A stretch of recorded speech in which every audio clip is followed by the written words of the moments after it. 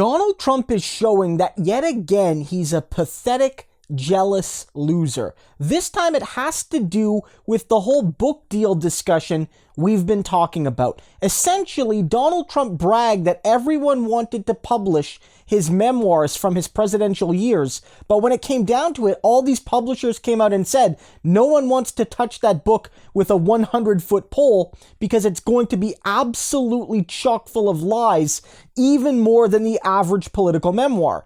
And now we're getting some reporting that Donald Trump is jealous of his own family. He's jealous of his own children, his children-in-law, for getting book deals while he isn't. This is from CNN. It says, sources tell CNN that Trump recently, quote, complained about Kushner inking a book deal that he thinks his son-in-law will use to take credit for some of his achievements.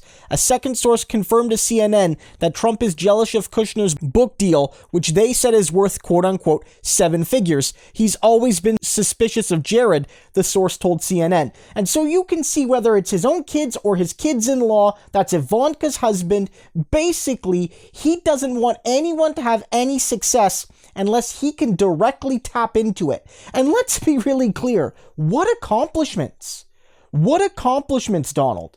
I would be elated if I was Donald Trump and someone wanted to take credit for my years in the White House, because that basically means they're taking credit for your insane corruption, your evil, your disorganization, your disrespect for traditions, your disrespect for the people, your disrespect for the most marginalized Americans, in particular, poor people, people of color, etc. If somebody was willing to take that burden from me, then I would be like, yeah, thank you so much. But Donald Trump doesn't think his failures are failures, because if there were any failures, they were on someone else. And so in this report as well, you're starting to see Trump grumble and blame Jared Kushner for the problems in the Middle East, saying, oh, all of these problems we've been seeing in the Middle East, especially a few weeks ago in Israel and what have you in Palestine, that, oh, Jared Kushner obviously didn't fix it. Jared's not that great. And sure, Jared sucks. I think everyone watching this is going to agree with me, but you put him in that position of power. You took your son-in-law, who was not qualified for what he was doing, and gave him that power. And so if he messes up, and he did, then it's ultimately on you. You had the chance to pick someone more qualified, or at least fire him when he showed he wasn't good at the job, and you did neither.